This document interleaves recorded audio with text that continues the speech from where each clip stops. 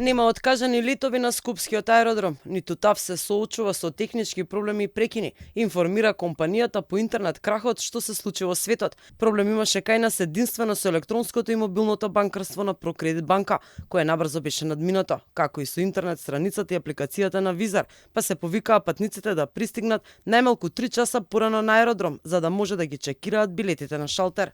За време на прекинот достапно е бесплатно пријавување на аеродромот. Затоа ги советуваме патниците да пристигнат на аеродромот најмалку 3 часа пред закажаното време на поаѓање, за да овозможат доволно време за пријавување, безбедносна контрола и здравствени и безбедносни процедури специфични за аеродромот. Проблемот е глобален, од Австралија и Нов Зеланд до Америка и Канада.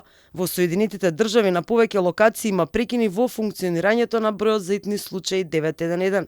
Повеќе аеродроми во светот запреа со работа, а дел од големите авиокомпании целосно ги преземија флотите. Блокираните аеродроми ги оставија патниците без летови. Интернет хаваријата најпрво ги откажа летовите во Сиднеј. Ќе почекаме, се е втемелено.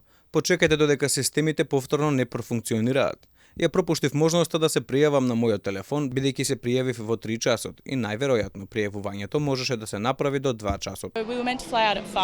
Требаше да одлетаме во 17 часот, а потоа пред околу 20 минути добивме соопштение дека летот е откажан.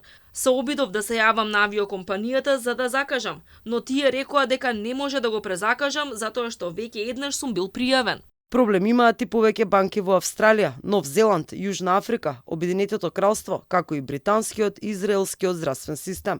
Дефектот најверојатно е предизвикан од апдейт на оперативниот систем Windows на Microsoft. Станува збор за антивирусен пакет кој го изработува фирмата CrowdStrike. Оттаму информираа дека ова не е безбедносен инцидент или сајбер напад и дека проблемот е идентификуван, изолиран и издадени се безбедносни насоки.